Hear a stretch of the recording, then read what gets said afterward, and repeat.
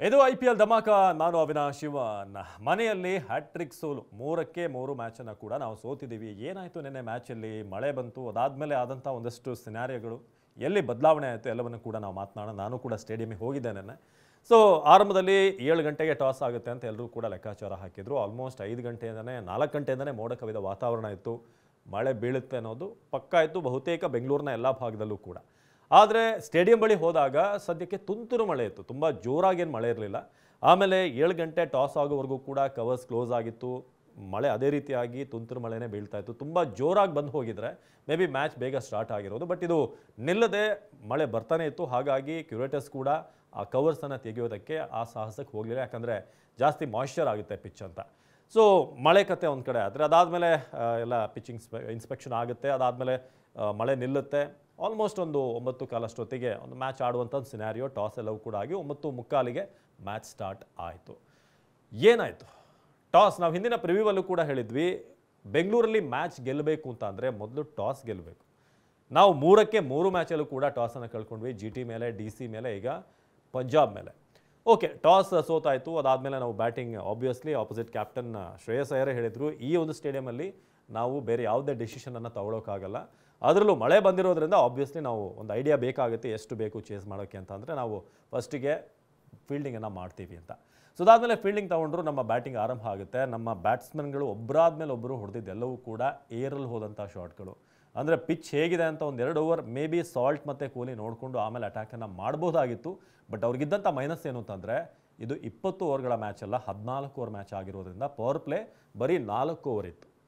ಹಾಗಾಗಿ ತುಂಬ ಯೋಚನೆ ಮಾಡೋಕ್ಕೆ, ತುಂಬ ಟೈಮ್ ತಗೊಂಡು ಆಡೋಕ್ಕೆ ಯಾವುದೇ ಅವಕಾಶ ಇರಲಿಲ್ಲ. ಹಾಗಾಗಿ ಕೊಹ್ಲಿ ಮತ್ತು ಸಾಲ್ಟ್ನ ನಾವು ಬ್ಲೇಮ್ ಮಾಡೋಕ್ಕಾಗಲ್ಲ. ಬಟ್ ನಮ್ಮ ಶಾರ್ಟ್ ಸೆಲೆಕ್ಷನ್ ಏನಿದೆ ಇದೆಲ್ಲವೂ ಕೂಡ ರಾಂಗ್ ಆಗಿತ್ತು. ಫಿಲ್ ಸಾಲ್ಟ್, ವಿರಾಟ್ ಕೊಹ್ಲಿ, ರಜತ್ ಪಟಿದಾರ್, ಹಾಗೆಯೇ ಲಿವಿಂಗ್ ಸ್ಟೋನ್ ಅಂತೂ ಈ ಸಲ ಕಂಪ್ಲೀಟ್ಲಿ ಡಿಸಪಾಯಿಂಟ್ಮೆಂಟ್. ಒಂದೇ ಒಂದು ಮ್ಯಾಚ್ ಫಸ್ಟಲ್ಲಿ ಆಡಿದ್ಬಿಟ್ರೆ ಆಮೇಲೆ ಕಂಪ್ಲೀಟ್ 6 ಮ್ಯಾಚಲ್ಲೂ ಕೂಡ ಲಿವಿಂಗ್ ಸ್ಟೋನ್ ಫೇಲ್ಯೂರ್ ಆಗಿದ್ದಾರೆ. ಅವ್ರನ್ನ ಟೀಮಲ್ಲಿ ಉಳಿಸ್ಕೊಂಡಿರುವಂಥ ಒಂದೇ ಒಂದು ಕಾರಣ ಅಂತಂದರೆ ಅದು ಬೌಲಿಂಗ್. ಅವ್ರದ್ದೊಂದು ಬೌಲಿಂಗ್ ಇದೆ ಅನ್ನೋ ಒಂದು ಕಾರಣಕ್ಕೆ ಒಂದು ಆಪ್ಷನ್ ಸಿಗುತ್ತೆ, ಬೌಲಿಂಗ್ ಆಪ್ಷನ್ ಅಂತ. ಅದು ಕೂಡ 2 ಕಡೆ ಟರ್ನ್ ಮಾಡ್ತಾರೆ ಅವರು, ಆಫ್ ಲೆಗ್ 2 ಕೂಡ ಮಾಡುವಂಥ ಎಬಿಲಿಟಿ ಲಿವಿಂಗ್ ಸ್ಟೋನ್ಗಿದೆ. ಆ ಒಂದೇ ಕಾರಣಕ್ಕೆ ಟೀಮಲ್ಲಿ ಅವ್ರನ್ನ ಉಳಿಸ್ಕೊಂಡ್ರು. ಆ ಒಂದು ಉಳಿಸ್ಕೊಂಡಂಥ ಭರವಸೆಯನ್ನು ಕೂಡ ಲಿವಿಂಗ್ ಸ್ಟೋನ್ ನೆನ್ನೆ ಹುಸಿಗೊಳಿಸಿದ್ದಾರೆ. ರಜತ್ ಪಟಿದಾರ್ ಬಂದರು, ಅವರು ಕೂಡ ಒಂದಷ್ಟು ಕ್ವಿಕ್ ಫೈರ್ ಇನ್ನಿಂಗ್ಸ್ ಆಡ್ತಾರೆ ಅಂತ ಅನ್ನಿಸ್ತು. ಕ್ಲಿಯರ್ ಮಾಡಿದ್ರು, 6 ಎಲ್ಲ ಬಂತು. ಬಟ್ ಕೊನೆಗೆ ಅವರು ಕೂಡ ಔಟ್ ಆಗ್ತಾರೆ. ಒಂದಷ್ಟು ಹೊತ್ತು ಅವರು ಅಲ್ಲಿ ಸ್ಟಿಕ್ ಆನ್ ಆಗುವಂಥ ಪ್ರಯತ್ನ ಮಾಡಿದ್ರು. ಫಿಲ್ ಸಾಲ್ಟ್ ಯಾವತ್ತೂ ಕೂಡ ನೀವು ಫಿಲ್ ಸಾಲ್ಟ್ನ ಪ್ರತಿ ಮ್ಯಾಚಲ್ಲೂ ಕೂಡ ಅವ್ರು ಆಡ್ತಾರೆ ಅಂತ ನಾವು ನಿರೀಕ್ಷೆ ಮಾಡೋಕ್ಕಾಗಲ್ಲ. ಅವರೊಂಥರ ಹಿಟ್ ಆರ್ ಮಿಸ್ ಅಂತ ಪ್ಲೇಯರ್. ಹೊಡೆದ್ರೆ ಸರಿಯಾಗಿ ಕೊಡ್ತಾರೆ, ಹೋದರೆ ಫಸ್ಟಿಗೆ 1-2 ಓವರಲ್ಲೇ ವಿಕೆಟ್ ಕೊಟ್ಟು ಹೋಗ್ತಾರೆ. ಕೊಹ್ಲಿ 2008ರಲ್ಲಿ ನಿನ್ನೆ ದಿನವೇ IPL ಸ್ಟಾರ್ಟ್ ಆಗಿದ್ದು. ಆವತ್ತೂ ಕೂಡ KKR ವಿರುದ್ಧ ಅವರು 1 ರನ್ ಗಳಿಸಿದ್ರು. 18 ವರ್ಷ ಆದಮೇಲೆ ನಿನ್ನೆ ಕೂಡ 1 ರನ್ ಬಂತು. ಸೊ ಕೊಹ್ಲಿಯಿಂದ ಎಕ್ಸ್ಪೆಕ್ಟೇಷನ್ ಇತ್ತು, ಯಾಕಂದರೆ ಇದೇ ಪಂಜಾಬ್ ಮೇಲೆ ಮಳೆ ಹೊಡ್ತಾ ಆದಂಥ ಮ್ಯಾಚಲ್ಲಿ ಅವರು ಸೆಂಚುರಿ ಬಾರಿಸಿದ್ರು. ಹಿಂದೆ 13 ಓವರ್ ಮ್ಯಾಚ್ ಆಗಿತ್ತು, ಅದರಲ್ಲಿ ಅವರು ಸೆಂಚುರಿ ಗಳಿಸಿದ್ರು. ಕೈಗೆ ಸ್ಟಿಚ್ ಹಾಕಲಾಗಿತ್ತು, ಅವರಿಗೆ ಈ ವೆಬ್ಬಿಂಗ್ ಕಟ್ಟಾಗಿತ್ತು. ಆದರೂ ಕೂಡ ಅದನ್ನು ತೋರಿಸಿದ್ರು, ನಾನು ಸ್ಟಿಚ್ ಹಾಕಿದ್ರು ಕೂಡ ಸೆಂಚುರಿ ಹೊಡೆದೆ ಅಂತ ಒಂದು ಪ್ಯಾಷನ್ ಇರುವಂಥ ಪ್ಲೇಯರ್ ಕೊಹ್ಲಿ. ಆದರೆ ಕೊಹ್ಲಿ ನೆನ್ನೆ ಕ್ಲಿಕ್ ಆಗಲಿಲ್ಲ. ಸೊ ಅದಾದಮೇಲೆ ಜಿತೇಶ್ ಶರ್ಮಾ ಅವರ ಶಾರ್ಟ್ ಸೆಲೆಕ್ಷನ್, ಕೃಣಾಲ್ ಪಾಂಡ್ಯ ಅವರಂತೂ ಅದೇನು ಶಾರ್ಟ್ ಹೊಡೆಯೋಕೆ ಹೋದ್ರೆ ಅವ್ರಿಗೆ ಗೊತ್ತು. ಬ್ಯಾಟಿಗೆ ಹೊಡೆದು, ಬ್ಯಾಟಿಗೆ ಟಚ್ ಆಯಿತು ಗ್ಲೌಸಿಗೆ, ಅದಾದಮೇಲೆ ಹೆಲ್ಮೆಟಿಗೆ ಹೊಡೀತು.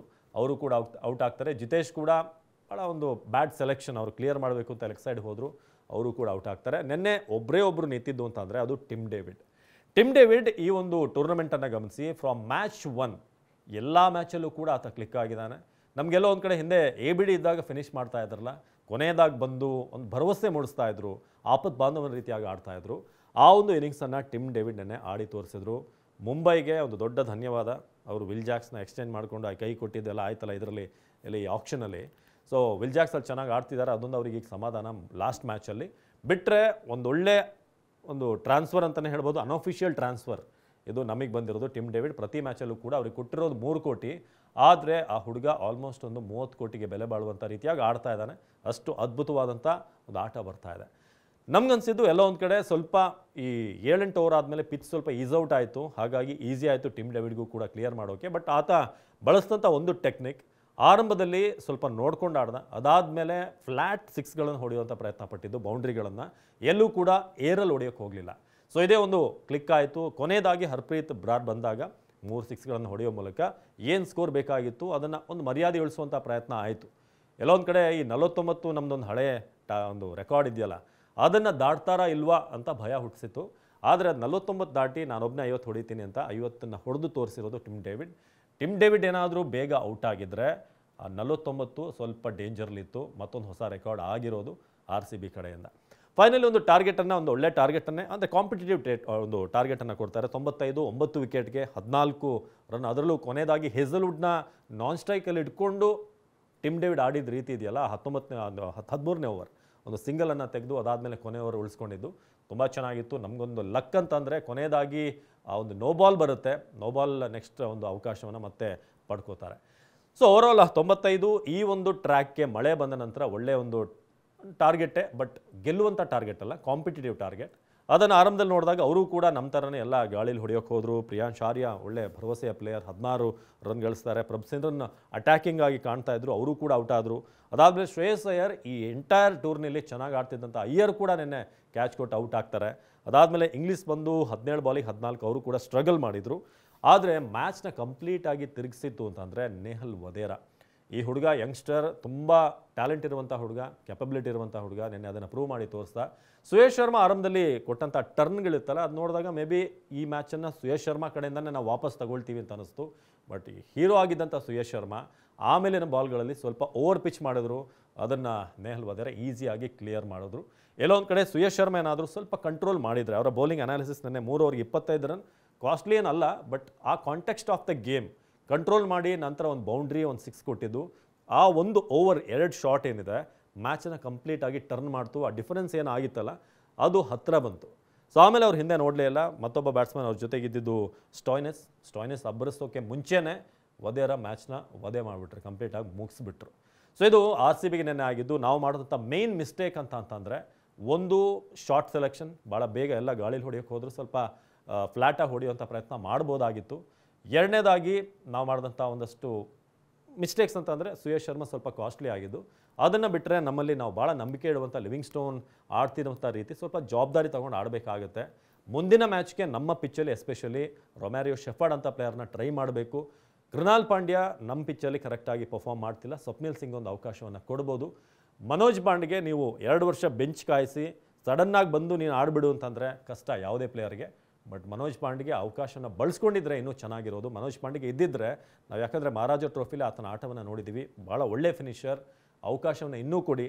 ಅಂಪೈರ್ ಏನಾದರೂ ನಾಟ್ಔಟ್ ಕೊಟ್ಟಿದ್ರೆ ಅದು ಅಂಪೈರ್ಸ್ ಕಾಲ್ ಆಗಿರೋದು. ಮನೋಜ್ ಪಾಂಡ್ಯಗೆ ಒಂದು ಅವಕಾಶ ಸಿಕ್ಕಿರೋದು, ಬಟ್ ಇನ್ನೂ ಅವಕಾಶ ಕೊಟ್ಟರೆ ಆ ಹುಡುಗ ಖಂಡಿತ ಒಳ್ಳೆಯ ಪರ್ಫಾರ್ಮೆನ್ಸನ್ನು ಕೊಡ್ತಾನೆ. ಹೇಗೆ ಪಂಜಾಬ್ಗೆ ಪ್ರಿಯಾಂಶ್ ಆರ್ಯ, ಹಾಗೆಯೇ ಬೇರೆ ಅಶುತೋಷ್ ಡೆಲ್ಲಿಗೆ ಆಡ್ತಿರುವಂಥ ರೀತಿ, ಆ ಥರ ಒಂದೊಬ್ಬ ಫಿನಿಷರ್ ಆಗುವಂಥ ಎಲ್ಲ ಚಾನ್ಸಸ್ ಇದೆ.